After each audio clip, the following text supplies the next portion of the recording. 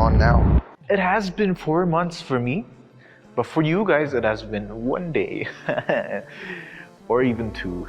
I don't know how often I'm gonna post. This is bizarre. Hello, welcome back. Hi. It is good to be back, y'all. And I'm not in a public space right now. I'm at our... If you can read this, you can, but Barney, do something if they cannot read this. Yeah. Hi, welcome back. It is me. I'm not gonna lie, I'm pretty excited today. When I read the chapters and when I wrote what I understood, it was just another level. I'm not even sure what to say right now. So here we are in chapter 4 after 4 months of not posting. There's a bubble right there out of my mouth. Okay, when I think of this chapter, I am filled with excitement. It's almost like this rush. You know that rush?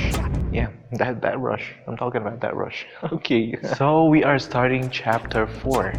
So chapter 4. Here we go. On verse number 1 of chapter 4, it says, the Pharisees had heard that Jesus had been making more disciples than John himself, and that he was baptizing more than John. But surprise, surprise, he wasn't the one who was baptizing. It was his disciples. Sheesh to the disciples' maturity, guys.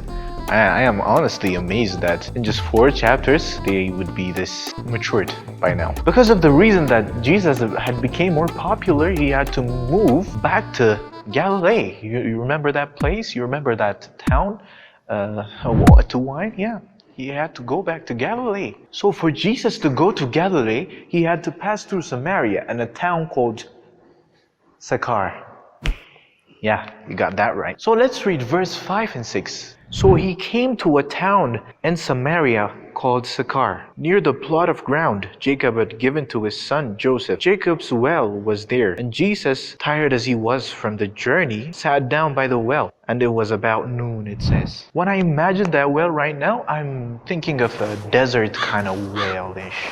So Jesus was tired, he sat down there, and that's when the random Samaritan woman with a jar came. She just approached.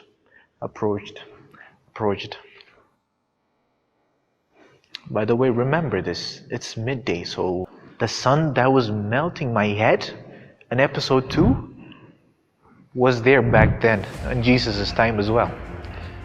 I don't know how strong it was, but I'm feeling that the place is a deserted area, so it might be worse. And besides, I had water, but Jesus was thirsty. Then the Samaritan woman comes to the well at midday. Then the conversation starts. I know I'm making it a bit dramatic. That's because I felt this kind of way when I was reading it as well. That's why I became so excited. Yeah. Then the conversation starts. Jesus versus the Samaritan woman. Jesus said to this Samaritan woman, "Will you give me a drink?" Jesus said. And the Samaritan woman said to him, "You are a Jew, and I am a Samaritan woman. How can you ask me for a drink? For Jews do not associate with Samaritans," it says in bracket. Then Jesus answered her, "If you knew the gift of God and who it is that asks you for a drink, you would have asked him, and he would have given you living water." Starting from this part is what gave me the rush. Because let's read this, let's continue. "Sir," said the woman, "you have nothing to draw with, and the well is deep. Where can you get this living water? Are you greater than our father Jacob, who gave us this well and drank from it himself, as did also his sons and his livestock? Tell me, are you greater than Jacob?" That was her question. When the Samaritan woman said that to Jesus, I was like, no. Only if you knew who you were talking to right now, bro. But the part is coming, and I'm still filled with excitement. I'll try to contain myself. Then Jesus answered, "Everyone who drinks this water will be thirsty again, but whoever drinks the water I give them will never thirst. Indeed, the water I give them will become in them a spring of water welling up to eternal life." Then the woman said to him, "Sir, give me this water so that I won't get thirsty and have to keep coming here to draw water." I think right now what's happening is the woman thinks this is still a joke and she tries to crack up some as well. Some of her own jokes as well. And that omelets, there you go. Then seriousness hits all of a sudden, and then Jesus tells her to call her husband. On 17, let's read. "I have no husband," she replied. Jesus said to her, "You are right when you say you have no husband. The fact is you have had 5 husbands, and the man you now have is not your husband. What you have said is quite true," he said. But this is interesting, that Jesus knows she has no husband, but still tells her to call her husband. I wonder why. "Sir," the woman said, "I can see that you are a prophet. Our ancestors worshipped on this mountain, but you Jews claim that the place where we must worship is Jerusalem," she said. So she believed he's a prophet. When the Samaritan woman asks this question, Jesus talks about the old and traditional ways of worship and honoring God. We do not still use those, because what the Father seeks is people who worship Him in the Spirit and truth. So there you go, no more traditional ways. Then Jesus said the worshipers will worship the Father in spirit and truth, because those are the worshipers the Father seeks. Jesus is right here, not in Jerusalem, nor in the mountain. If I was living at that time, my mind would be, oh my goodness. Okay, the woman said, "I know that the Messiah called Christ is coming. When he comes, he'll explain everything to us," she said. Then Jesus declared, "I, the one speaking to you, I am he," he said. Now we're like, wow! Yeah. That is the reveal we've been waiting for about 15 verses. And he just did it. Awesome. But just after he said that, the disciples came back, and it left us with what people call the cliffhanger. So the disciples made their way to Jesus and saw the woman, but they remained silent about her. Nobody asked where did she come from, where is she going, or anything like that. They said nothing. And then 28, leaving her jar, the woman went back to the town and said to the people, "Come and see the man who told me everything I ever did. Could this be the Messiah? Could he?" Oh, I think we know. They came out of the towns and made their way towards him. I love this attention to detail part. She just left the jar for Jesus to drink the water, and she ran. She did not break it romantically and ran to the town like all the other people. No, she just left it for them to drink the water, and she went to the town. Meanwhile, his disciples urged him to eat. "Rabbi," they said, "eat something." But he said to them, "I have food that you know nothing about." Then his disciples said to each other, "Could someone have brought him food or something? Because we know nothing about it. We went to town to buy food and we come all of a sudden and he's not hungry anymore?" Okay, that's confusing. This is one of those cases where Jesus was speaking, but the disciples weren't on the same page. They were not even on the same book. So when Jesus said that, let's read what it means right now. "My food," Jesus said, "is to do the will of him who sent me and to finish his work. Don't you have a saying, it's still 4 months until harvest? I tell you, open your eyes and look at the fields that are ripe for harvest." He said, "I've sent you to reap what you've never worked for." And then on 39 there was a cut scene, and it goes back to the Samaritan woman. Because of the woman's testimony, many believed and came to Jesus. After that, they urged him to stay and teach them. So he stayed there for 2 more days.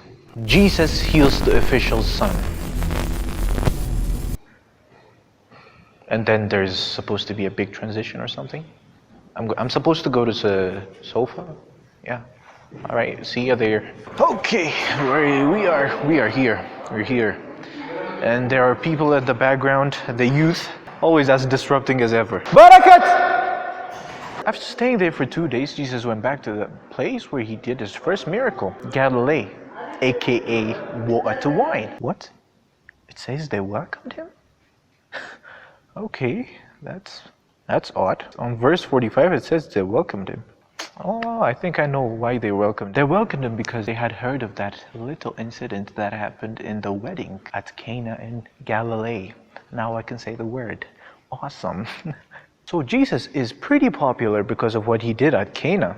You remember the wedding? You remember water to wine? Yeah, that's it. And for this reason, an official came and asked him to heal his son. And he says this on verse 49. The royal official said, "Sir, calm down before my child dies." The man asked him for that favor. And Jesus said, "Go, your son will live." That is the only thing he said to him. And the man being told that, the man took Jesus at his word and left. In other words, he believed him.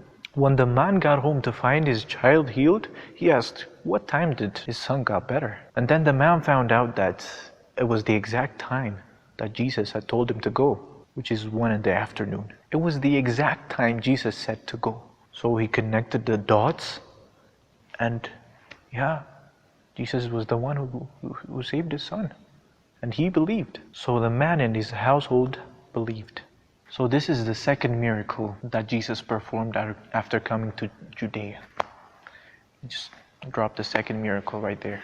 So what I understood from this chapter is, when Jesus came to the Samaritan woman or the well, he did not just think he was thirsty. He did not think that there was a Samaritan woman I'm supposed to meet this afternoon, so I have to go. No, he thought of that Samaritan woman when Jacob dug the well about 4,000 years ago. Even when it passed down from generation to generation, Jesus was counting down the time that he was going to meet her and change her whole reality, change her whole life, change her whole perspective of the way that she sees herself and Jesus and God as well. I'm guessing that he's saying, I cannot wait to wait this woman and tell her that I am the water, the living water.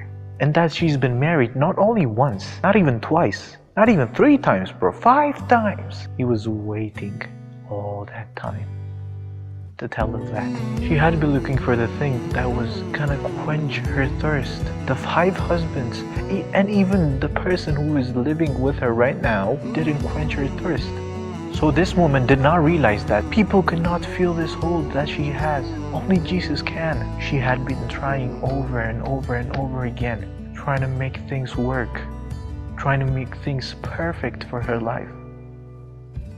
I'm guessing that's why she got remarried, because it didn't seem right. It didn't seem like it fulfilled her. But let me tell you where she was wrong. She was wrong to give that kind of hope that people will satisfy a hunger of her soul, of her heart. What caused her pain and suffering through all those years, through all those 5 marriages. Imagine that. I don't even think people get married that much these days. Maybe twice, that's even a big deal. But this woman got remarried 5 times, and she's at the point where everything hurts, and she is almost on the edge of giving up. Only if you realized who you're talking to. That's what I said earlier, right? There is a God-sized hole in her heart that only God could fill. And that she was tired of the water she was drinking until that day, coming to the well, drenched in sweats. She needed a water that could quench her thirst. And then she found him. She found him when she was lost. Throughout her daily routines, trying to get herself up and going. Do you want a water that can quench your thirst? I mean, for real. You will never be thirsty again. That is Jesus. And I hope and pray that you understand and you know who this Jesus is, and that you get this Jesus with all your heart and you worship him with all your might. May the Lord help you understand this. Thank you for watching. Please share this video because this is only day 4, as I say every day, right? This is only day 4, and the Lord knows what might happen. Even me is talking to you right now. I don't know what's gonna happen after this. Thank you guys for everything. Thank you guys for your support, for your continuous likes and watches. I'm guessing. I haven't been releasing it, so I'm guessing. So, if you have any testimony to share or any struggle that you want us and you want me and the rest of the people to pray on, the comment section is open for you guys. And I left some songs and some encouraging words and the whole summary of this in the description of on this video, so check them out. I think the songs are appropriate for this episode, or they're the songs I like. So yeah, check them out. These are for you guys to help you throughout your day. I know there are not a lot of content creators that focus on building Christian life. So that's what I'm aiming for. I hope this strengthens your guys' day. So that's it. Thank you. See you on the next video. Bye.